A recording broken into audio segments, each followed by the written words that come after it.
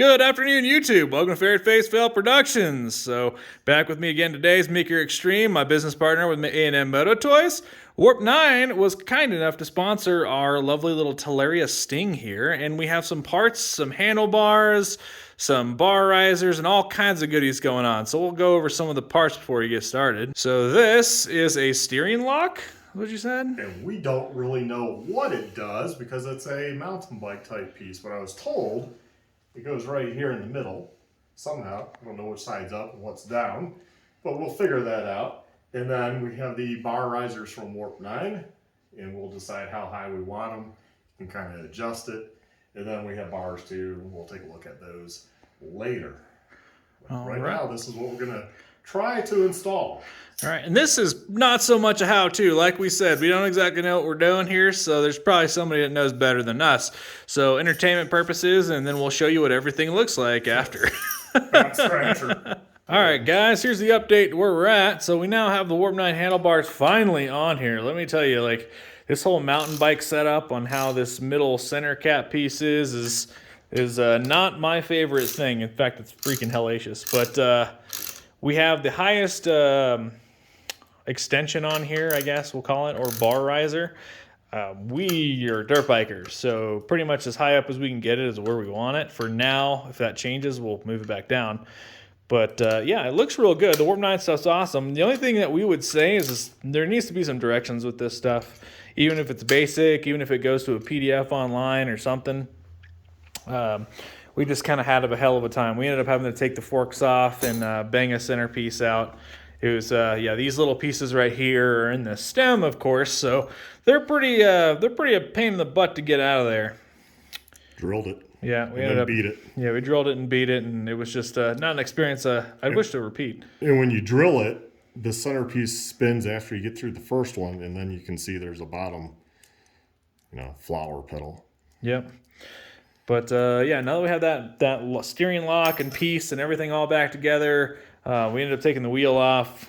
We're just kind of getting through on this, and now we're going to be transferring controls over to the new handlebars.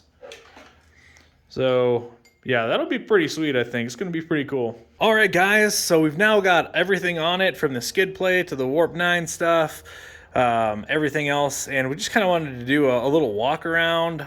I'm really excited. This looks really good. We had kind of some weird oddities about things, and we'll go over that as we walk around.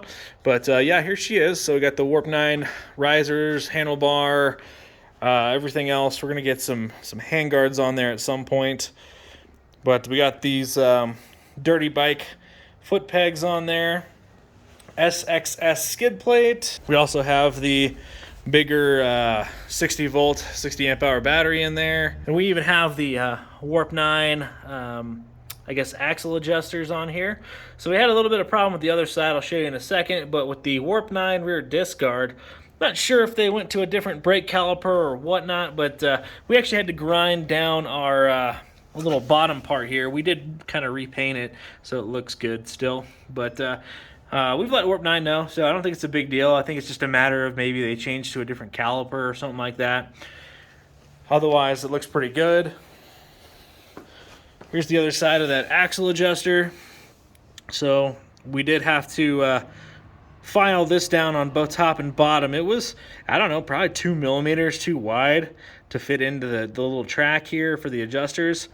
Also, we're going to kind of have a conversation and see if they can make them a little bit less, I guess, tight fitting.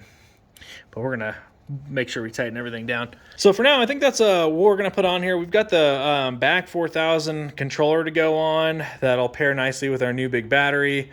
We use the spacer for the door. Motoclops wasn't using a spacer on their big battery that they had sitting there, so I don't know what's different or what we're doing wrong. We've tried like everything for situating the battery different. I don't know. But we'll probably do a separate controller video because I know the setup for that's going to be totally different. We're also going to play with how much juice the stock battery will put out. Motoclops claims that the stock battery will do 7,500 watts without kicking the BMS off, so we'll test that as well. Comment below and let us know what you guys think of these electric dirt bikes. We're pretty excited. Our first time out on it, we had a lot of fun. Meeker Extreme behind me here, he's going to be taking it out more since I've been busy with work. And so you should be seeing some great footage over at his channel. All right, thanks for watching. Ferret Face out.